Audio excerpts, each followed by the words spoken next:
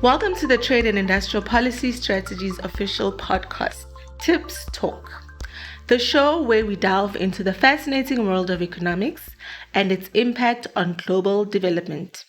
I'm your host, Ntombi Tshabalala, and today we're asking why it is important for local and provincial government officials in the Northwest to understand the impacts of climate change and the imperative to decarbonize our economy, as well as make that transition just.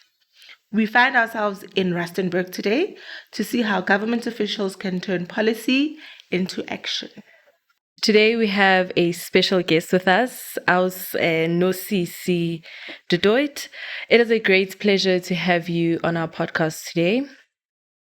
Before we start our discussion around the just transition, could you introduce yourself and tell us about the work that you're currently doing? Thank you very much. My name is Nosisi du Toit from Rustenburg. I work as a researcher at Northwest Development Corporation, which is an investment promotion agency for the Northwest. What we do is to package the Northwest as a preferred destination for investment. And also, part and parcel of my work from the research desk, it's mainly your desktop research. And we work closely with universities, with your Stats SA, collating data on socio-economic variables. And as and when we gather this information, it forms part and parcel of how we package the Northwest, how we sell it in terms of opportunities in mining, in manufacturing, and other like agro-processing. And part and parcel of my work also is to put my ear on the ground, working very closely with the DECO, that is on bilateral trade agreements signed between South Africa and other countries, because we sell the province. So it is important that we know, in terms of the trade and investment perspective, what is it that is being done nationally so that we align our strategies. Thank you for that. And, after the intensive 2-day training on just transition and the green economy, what would you say stood out for you? What was your key takeaway? My key takeaway basically was the reality about South Africa energy transition, and also that this transition is about the people, not the climate, the livelihoods, the value chains thereof. And also what stood out for me was the fact that in terms of a just transition, it's not only about closing the coal plants, it's about restructuring the local economies.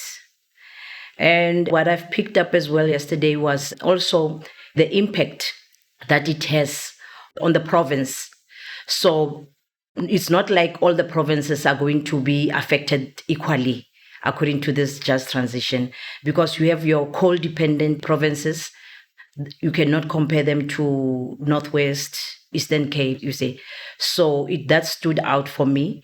And in terms of the provinces, it was indicated that as provinces, we should start to come up with our provincial strategies on just transition, not only relying on the national framework.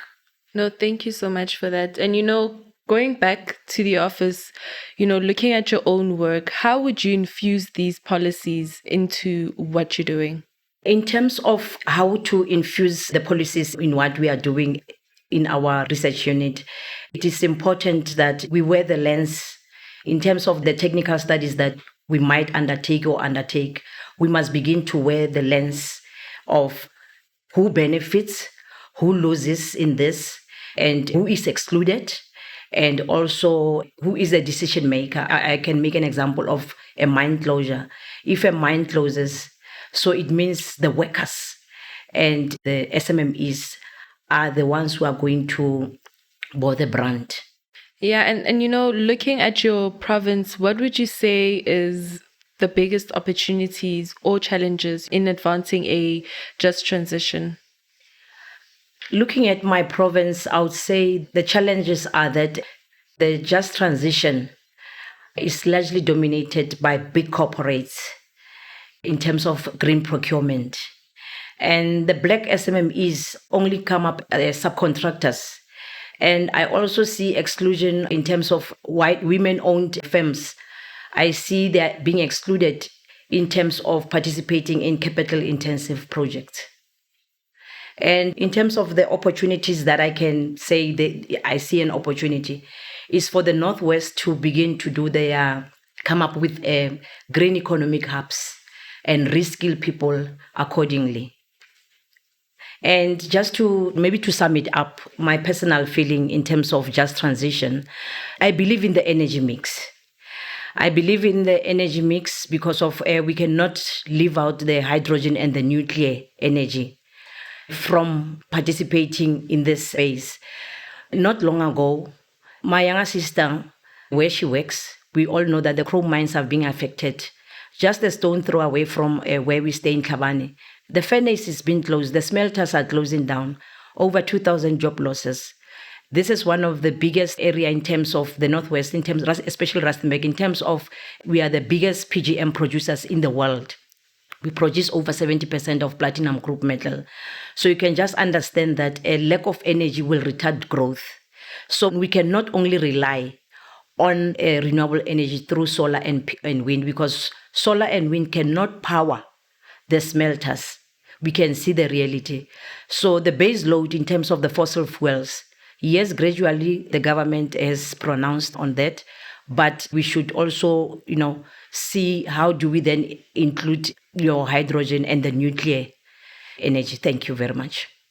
Thank you so much for sharing your insights today on, it's very important to look at the energy mix and also looking at who is really impacted in the just transition. Thank you so much. It's been a great pleasure to have you on our podcast, and we really hope our listeners walk away with new ideas and inspiration for their own regions and work. Once again, thank you. Thank you. That brings us to the end of today's episode. A huge thank you once again to our guests for sharing their expertise and their time with us, and also for attending this training. We hope that they'll continue to champion the mandate of greening the economy in a just and equitable way. And to our listeners, your support means the world to us. Thank you for joining the Trade and Industrial Policy Strategies official podcast. And remember, sustainable growth is not just a goal, but a path to a more resilient and prosperous future. Don't forget to subscribe, like, leave a review, and connect with us on social media. Until next time, I'm Ntombi Tshabalala, signing off.